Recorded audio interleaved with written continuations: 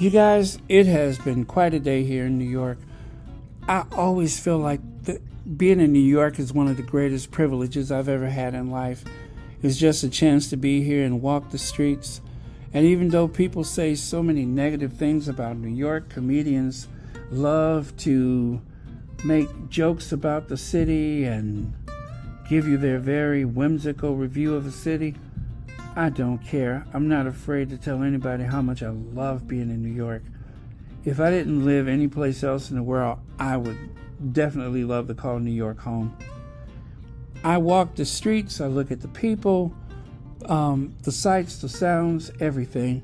It's very busy in the area that I'm located right now, and I mean, you've seen the view from the window.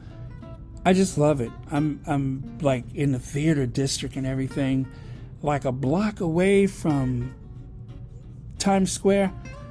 How could you go wrong, right?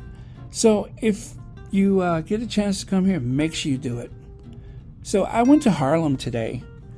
Harlem is slowly disappearing into commercialization, but still there's so much of the essence of the old Harlem that is there for you to see. But I can't help but tell you the best advice that I can give: get here and see it before it's all gone. Because if you notice, surrounding the famous Apollo Theater, that famous Apollo Theater with so many amazing performers, artists have gone through those doors, have competed in the contest back in the old days. Everybody you can think of has been there, including, say, Gladys Knight and even Ella Fitzgerald, who thought she was going to be a dancer. And she decided, well, I don't think I can outdo that. So she decided she would sing. And the rest, of course, is history. Ella got so big that if you just say Ella, everybody thinks you're talking about Ella Fitzgerald. Instantly, all these years later. Well, Harlem still has a lot of that same spirit, but there's a Banana Republic, H&M store, there's maybe 2 or 3 Starbucks now. And what about those high-rise buildings you see in the background? You know, Woody Allen loved to film his movies in Harlem because so much of the architecture is unchanged. But it is slowly disappearing to the modern commercialized world, so try to see it before it's not there anymore. The other thing I love about Harlem is, of course, the people. I mean, I find some very, very friendly people there every time I've ever gone to Harlem. Walking the streets of Harlem is just like one of the biggest, I guess, highs I could possibly have, is just being there. And then from there, of course, I was at 125th Street. Well, I had to make my way down the Frederick Douglass Boulevard. I went from 115th to 114th. So when I got to 114th, on the corner was Melba'S. Melba'S that has become internationally famous because of the Duke and Duchess of Sussex, Harry and Meghan. I decided I had to see it for myself. When I went to Melba'S, I was hoping that I would see her, and I did. But Melba had a thing, so she had to leave. So I caught a glimpse of her, like walking out the door. But while she was there, she had to do an interview, so she had a whole lot going on today, running a restaurant and also doing these interviews and promotions for her restaurant. I mean, she's a very busy lady, so I didn't want to, be that person, but still, it was just nice to see her. Hey, squaddies, just want you to know I'm taking one for the team. There's the world's famous Melba'S behind me in Harlem. This is where Meghan and Harry went for Chicken N Waffles. So I didn't even look at the menu. I just kind of held it up and smiled. And when the waitress asked me, "What are you having?" I told her Chicken N Waffles. And I got a side of greens. Now the waffles, actually it was one giant waffle. That thing was absolutely divine, served with a strawberry butter. You heard me, strawberry butter. And of course, 3 gigantic chicken wings. Those wings were so big, I was afraid that the bird that gave up those wings might come through the door looking for them. I mean, they were huge. And that was some of the best fried chicken I've had in ages. And as for the waffle, that was a meal by itself. There's maple syrup on the table to use for your waffles, and I used just a little bit because the waffle was so buttery and so rich and delicious. You just didn't need to do a lot to it.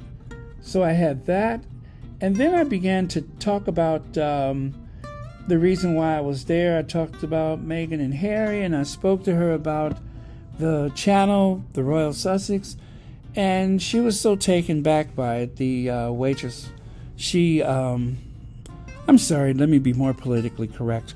The server, she was so taken back by it that she actually said, "Oh, that is so beautiful. Would you like some dessert on us?" And I was like, "No, you know what? It was what you got?" So she mentioned a few things like sweet potato pie, and then I said, wait, what was that other thing you said? She said the coconut pineapple cake. I said, yeah, I'll have that, please. So I got a complimentary slice of cake, which was wonderful. And because my sister actually paid for my lunch, I decided to leave a very nice tip. Now, I didn't do like the Sussexes and leave $25,000. But it was a nice tip, and everybody gets a slice of that pie. So the rest of the staff was absolutely wonderful.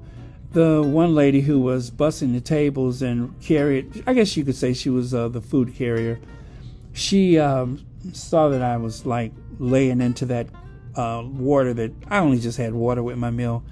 And so she kept running back to fill up the glass, and eventually she just sat a carafe of tap water or whatever water on the table for me, and I guzzled it down. So I was a little dehydrated today, and I guess when you travel, you don't drink as much water, and you really should. So I really enjoyed the meal.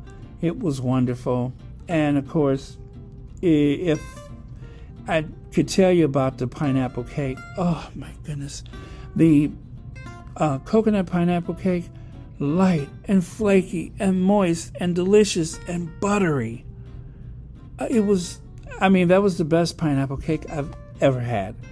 Everything was just, I would say that it was a very gourmet Southern style dinner or lunch. So if you get a chance to go to Melba'S, I say do it. And if you have a chance to meet Melba, you are ahead of me, because I was hoping, and it just didn't happen. So I'll try to go back. But by the time I left that place, guess what I had to do?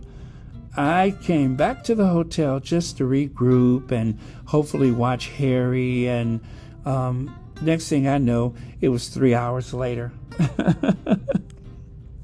So, what could I say? Such is the perils of travel. So tomorrow, I got a big day ahead of me. I am definitely going to wake up very early. I did take part of a city tour, and that really ate up a lot of my day. So I'm not going to make that mistake tomorrow. But it was still a very delightful day because it was sunny. I was on the open bus, and the weather, some people are in t-shirts and other people are just wearing a sweater. It couldn't be better weather in New York for the fall. So great weather. People are super nice. The staff here at the hotel, everybody, even the other guests, everybody speaks just like I'm in the South. When you go down south, everybody speaks. Everybody, exchanges pleasantries. That's how it is here at the hotel. I couldn't believe it. I thought people would be kind of standoffish because, they're all, international travelers and such. No, everybody could not be any nicer to me, and me to them, of course. So anyway, thank you, Squatties. Thanks for watching. I'm not actually going to do a review for Meghan today, but The Duchess of Success left a great, brilliant, wonderful review of the Duchess of Success. The Duchess of Sussex today. So the New York Times interview, of course, and it was absolutely great. And hearing her review of it, I'm telling you, after you see it, you still want to watch that. So I left a link for Duchess of Success in the community. That's it for now. Please like, subscribe, share, donate, etc. If you would like to make a donation and you don't know how, to help support this channel, you can go to the comments section where you can find links to the Patreon, the PayPal, and the Cash App. Thanks for watching Royal Sussex.